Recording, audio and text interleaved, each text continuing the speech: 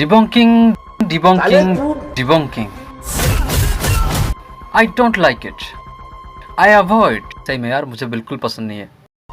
But debunking likes me, I can't avoid. Allah माफ करे, बहुत मनुष्य लग रहे हो, मत करो, रहने लो। तौबा तौबा तौबा, थारा मूड खराब कर दिया। सो हेलो गाइस, मैं हूं आपका होस्ट एंड दोस्त लॉजिकल बीइंग। आज हम बात करने वाले हैं क्यान गारो कॉपी गोकू दो। ऐसे ऐसे क्लेम्स आ रहे हैं गारो के फैंस की तरफ से, वन पंच मैन वर्स के फैंस की तरफ से ऐसे ऐसे क्लेम्स आ रहे हैं कि गारो जो है वो लिटरली इनफाइनाइट एब्सोल्यूट इन्फिनिटी बन चुका है और वो जो है वो लिटरली हर किसी को कॉपी कर सकता है, यहाँ तक कि अल्ट्रा इंस्टेंट को कॉपी कर सकता है, करंट अल्ट्रा इंस्टेंट को कॉपी कर सकता है, विश को कॉपी कर सकता है जो कि एक एंजल है, हाकाइसिंस को कॉपी कर सकता है, ग्रैंड मिनिस्टर्स को कॉपी कर सकता है, मार्वल के हर कैरेक्टर को कॉपी कर सकता है, डीसी के हर कैरेक्टर्स को कॉपी कर सकता है, वो हर चीज़ को कॉपी कर सकता है, यहाँ तक कि वन अबव ऑल को भी कॉपी कर सकता है, जेनोसामा को भी कॉपी कर सकता है। इस तरह का क्लेम्स जो है वो वन पंच मैन वर्स के फैंस की तरफ से आ रहा है। तो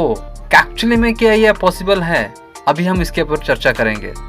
लेकिन दोस्तों वो किसी को कॉपी करे या ना करे, लेकिन क्या वो गोकू को कॉपी कर सकता है और गोकू को कॉपी करने के बाद उससे ज़्यादा बेहतर टेक्निक उसको यूज़ कर सकता है गोकू से ज़्यादा? आज हम ये अच्छी से ऑपरेशन करेंगे। So let's dive into it. आइए देखते हैं, बैठ मजा आएगा। सो दोस्तों हमने देखा कि करंट मांगा चैप्टर में गारो जो है एक ऐसा एबिलिटी पाता है जो कि एक नॉर्मल मॉन्स्टर था। गॉड के संस्पर्श से आने से पहले वो एक नॉर्मल मॉन्स्टर था, लेकिन नॉर्मल मॉन्स्टर होने के बाद भी वो बहुत ही मतलब कह सकते हो कि गॉड लेवल थ्रेट बन चुका था। कहे तो उसके जैसा पावरफुल मॉन्स्टर कोई भी नहीं हुआ था। वो लिटरली अपने फिजिकली रॉ स्ट्रेंथ से ही वो मून को डिस्ट्रॉय कर सकता था अपने फाइनल फॉर्म में, लेकिन स्टिल वो साइटामा के सामने अपने नॉर्मल पंच से ही वो बेहोश हो जाता है। यहाँ तक कि वो साइटामा का कंज्यूमेटिव नॉर्मल पंचेस को भी वो सर्वाइव करता है, जो कि बोरोस जो है वो एकदम से पूरी तरह से मेल्ट हो गया था साइटामा का कंज्यूमेटिव नॉर्मल पंचेस लगने के बाद, लेकिन गारो जो है उसको सर्वाइव करता है और वो उसका बॉडी कुछ नहीं होता। लेकिन जब गॉड के संस्पर्श में आता है, गॉड का जब कॉस्मिक एनर्जी उसके बॉडी के अंदर आ जाता है, और कॉस्मिक एनर्जी के मतलब मैं बता दूं कि की मैं बात कर रहा हूँ, है ना। दूसरे वर्ष में उसको की तरह या फिर ची की तरह उसको कहा जाता है। कॉस्मिक एनर्जी का मतलब आप मेरे ये वीडियो देख सकते हैं, आपको पता लग जाएगा। तो उसी तरह से जब गारो के अंदर वो कॉस्मिक एनर्जी आ जाता है, वो गारो जो है वो कम्प्लीटली फेंट हो जाता है। फिर उसके अंदर एक बहुत ही भयंकर चेंजेस आता है, जिससे वो इतना ज़्यादा मतलब पावरफुल हो जाता है कि लिटरली जो है अपने एक नॉर्मल रेडिएशन से, जिसको हम कहते हैं, उसके पास ऐसे ऐसे हैक्स आ जाते हैं, मतलब जैसे कि gamma ray burst, gamma ray explosion, जो भी कह लो, उसके माध्यम से वो मल्टीपल प्लैनेट्स को डिस्ट्रॉय कर सकता है इजीली, काजुअली। फास्टर देन लाइट तो पहले से ही था और फास्टर देन लाइट भी आ जाता है, और वो लिटरली टेम्पोरल मैनिपुलेशन कर सकता है स्पेस के अंदर, यहाँ पे वहाँ इजीली एक वार्म होल क्रिएट करके वो हर जगह पे जा सकता है, जिसको वो अपने हिसाब से उसको नाम देता है, जिसको कहते हैं हाइपर स्पेस गेट। और विद इन 5 सेकेंड के अंदर, 3 सेकेंड के अंदर वो हर चीज़ को कॉपी कर सकता है, क्योंकि गॉड के संस्पर्श पे आने के बाद ही गारो के पास जो है वो कॉस्मिक एनर्जी आ जाता है, जो कि यूनिवर्स का फंडामेंटल एनर्जी है, जो कि कॉस्मिक एनर्जी यूनिवर्स पे फ्लो करता है। कॉस्मिक एनर्जी को वो अच्छे से समझ लेता है, उसी वजह से वो हर एनर्जी को वो जान लेता है और यूज़ कर लेता है। इसी हिसाब से वो बोलता है कि अपने यूनिवर्स के हर चीज़ को, हर लिविंग एंटिटी को वो कॉपी कर सकता है, और उसी कॉपी करने के एबिलिटी को वो अपने हिसाब से वो नाम देता है, जिसको हम कहते हैं मोड चेंजिंग प्रोसेस, जो कि है पहले उसने यूज़ किया था साइटामा मोड, जो कि साइटामा जो है वन पंच मैन का सबसे पावरफुल बंदा है, और उसको वो अपना मोड कर लेता है, अपने गारो मोड चेंज करके साइटामा मोड में ले आता है, तब वो भी साइटामा के जैसा इक्वली पावरफुल हो जाता है, और इसी को ही हम कहते हैं गारो के कॉपी एबिलिटी। तो दोस्तों अभी हम बात करते हैं कि गारो ने कितना अमाउंट ऑफ कॉस्मिक एनर्जी को एब्जॉर्ब किया था। हमने देखा कि गारो जो है वो अपना फाइनल अटैक से, मतलब साइटामा और गारो के बीच में जो एक डेडली पंचेस कनेक्ट होने वाला था, ब्लास्ट ने उसको स्पेस में टेलीपोर्ट कर दिया, नहीं तो वो यार्थ जो है वो पूरा सैटर हो जाता, क्योंकि हमने देखा कि एक वॉइड बन गया था उस जगह पे। पंच कनेक्ट होते ही वो यार्थ का बहुत बड़ा टुकड़ा जो है इजीली मतलब वेपर बन जाता। इसी वजह से ब्लास्ट जो है वो उसको बृहस्पति प्लैनेट जो रहता है, हमारा जुपिटर प्लैनेट, वहाँ पे उसको शिफ्ट कर देता है, उसके चांद पे शिफ्ट कर देता है। तब हम देखते हैं कि गारो जो रहता है, गारो का सबसे हाईएस्ट फिट अभी मैंने देखा है कि मल्टी प्लैनेटर, ऐसे कह सकते हो कि 50 to 100 प्लैनेट्स वो इजीली डिस्ट्रॉय कर सकते हैं अपने उस फाइनल फॉर्म में। मतलब आप इमेजिन करो कि दोस्तों भाई 50 प्लैनेट्स को वो डिस्ट्रॉय कर सकता है, इतना अमाउंट ऑफ एनर्जी अपने बॉडी के अंदर वो संभाल लिया था, कॉस्मिक एनर्जी उतना लो ऑब्जर्व कर लिया था। तो बहुत बड़ी बात होती है, 50 प्लैनेट्स को वो डिस्ट्रॉय इजीली कर सकता है और कैजुअली 50 प्लैनेट्स को वो ट्रैवल कर सकता है बहुत ही मतलब लेस देन 10 सेकंड के अंदर, है ना, जो कि इजीली फास्टर देन लाइट होता है, जो कि इम्प्रेसिव फीट है। लेकिन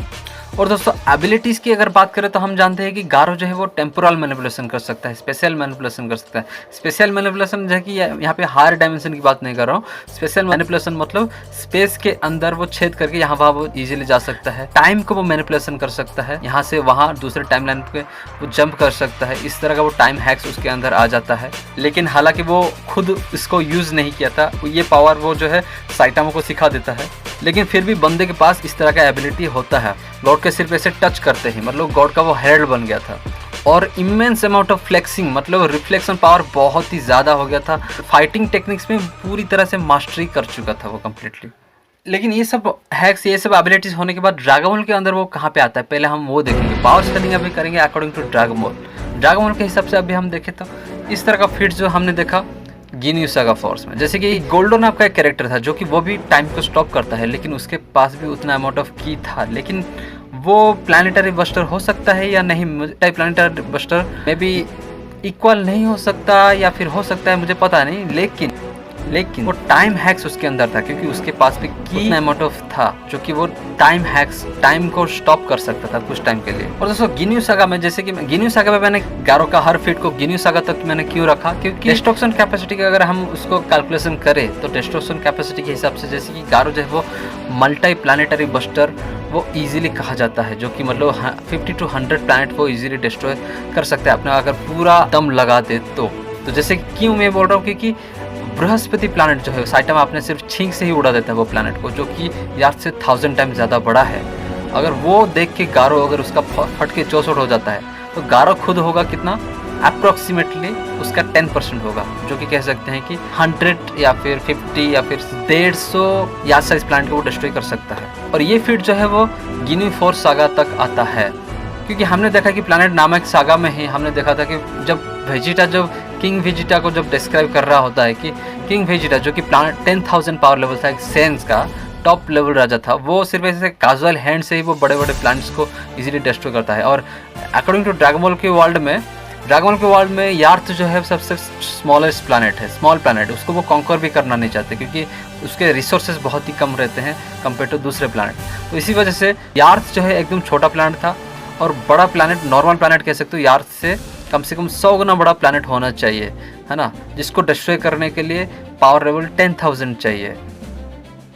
और यार्थ साइज प्लैनेट को डिस्ट्रॉय करने के लिए आपको चाहिए कम से कम 1000 या फिर 1300 या फिर 1200 या फिर 900, उसका छोटा छोटा पीस कर सकते हो। नहीं तो आप नॉर्मल भी अगर मून बस्टर जैसे कि मास्टर रोसी भी अगर मून बस्टिंग कर सकते हैं, अगर वो भी अगर यार्थ को कामयाब शूट करते हैं अपने मैक्सिमम पोटेंशियल पे, मैक्सिमम पावर पे, तो भी यार्थ को जो है वो टुकड़ा होने में मतलब 10 मिनट लगेगा, लेकिन कंप्लीटली डिस्ट्रॉय नहीं होगा, धीरे धीरे करके टुकड़ा होगा। लेकिन अपने वेब ऑफ हैंड से अगर कोई डिस्ट्रॉय कर सकते हैं तो उसका पावर लेवल होना चाहिए कम से कम 10,000। अभी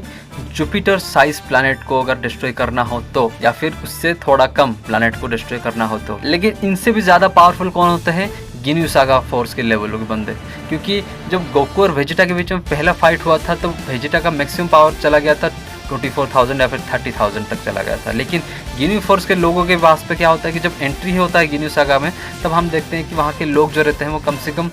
30,000, 20,000, 40,000, 50,000 इस तरह का पावर लेवल वो होल्ड करते हैं, मतलब इससे दुगना पावरफुल, इससे ज़्यादा डिस्ट्रक्शन वो कैपेसिटी रखते हैं। इस तरह का वो उनके अंदर उतना अमाउंट ऑफ की रहता है जो कि इतना अमाउंट ऑफ वो डिस्ट्रक्शन ला सकते हैं। तो दोस्तों आपने जान लिया कि पावर स्केलिंग अगर गारो का डिस्ट्रक्शन कैपेसिटी के हिसाब से मैंने बता दिया कि ड्रैगन के अकॉर्डिंग वो कितना, कौन से सागा तक वो टिकेगा। तो यहाँ तक मैंने टिकेगा मैं आपको बता दिया है ना, जो कि है गिन्यू सागा लेवल, फ्रीजा सागा के नीचे आता है। तो मतलब अगर वो करंट गोकू का मान के चलो, करंट गोकू को अगर वो कॉपी करता है तो उसका बॉडी क्या होगा, वो तुरंत ही वेपर बन जाएगा। क्यों? क्योंकि करंट गोकू तो भाई मैक्रोवर्स से मतलब काउंटलेस टाइम बहुत ज़्यादा मैक्रोवर्स बस्टर है ना। मांगा गोकू की बात करो तो, मास्टर अल्टरनेट गोकू की बात करें तो। लेकिन अब आप अगर मान के चलो कि गिन्यू सागा वाला गोकू जो कायोकेन होल्ड करता है ना, कोई कायोकेन 20 होल्ड करता है, जिसका पावर लेवल चला जाता है कम से कम 1,20,000 चला जाता है। अगर वो वाला गोकू गारो अगर कॉपी करता है, गारो जो है वो क्या होगा, उसका बॉडी जो है फटना चालू होगा, मतलब वो कायोकेन को होल्ड नहीं कर पाएगा। क्यों? क्योंकि हमने देखा था कि साइटामा ने अपने छींक से ही एक यार्ड से 1000 गुना प्लानट को डिस्ट्रॉय कर दिया, जो कि यार्ड से 1000 गुना प्लानट को डिस्ट्रॉय करना मतलब कितना होता है 10,000 से 20,000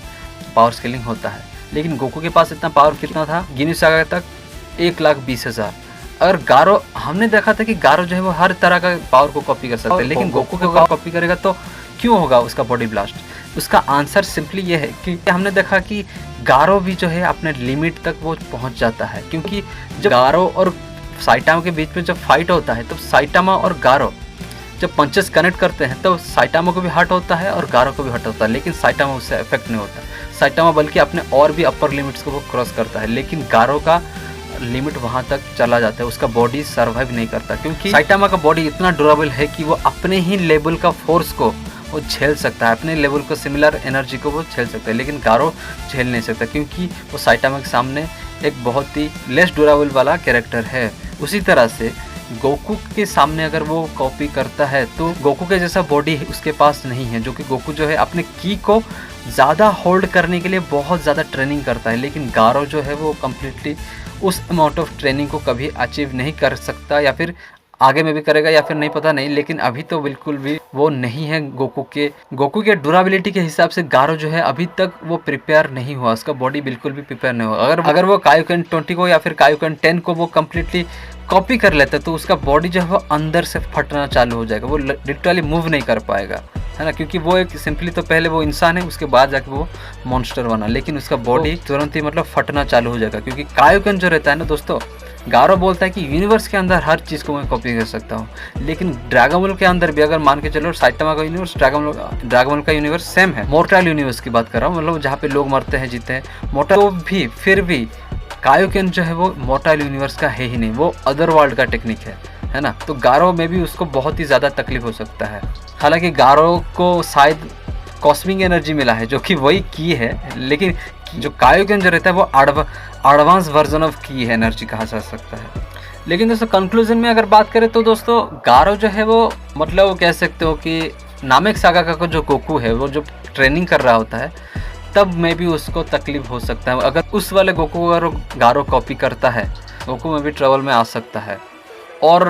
करंट वर्जन वाले गोकू को तो भाई भूल ही जाओ। और बहुत सारे लोग तो कह रहे हैं कि भाई मास्टर अल्टेस्ट को कॉपी करेगा, अरे कॉपी कर ही नहीं सकता भाई, वो कॉपी करने के लिए भी अगर तुम्हें चाहिए कितना मोरो जैसा ड्यूरेबिलिटी चाहिए, है ना, मोरो जैसा ड्यूरेबिलिटी है क्या तुम्हारे पास, तुम मोरो लेवल पे पहले तो पहुंचो ना। मोरो लेवल पे पहुंचने के लिए ही तुम्हें बहुत सारा आर्क क्रॉस करना पड़ेगा, जैसे कि मतलब फ्रीजा सागा ले लो, ब्रू सागा ले लो, सेल सागा ले लो, है ना, लो बीरस सागा ले लो, हिट सागा ले लो,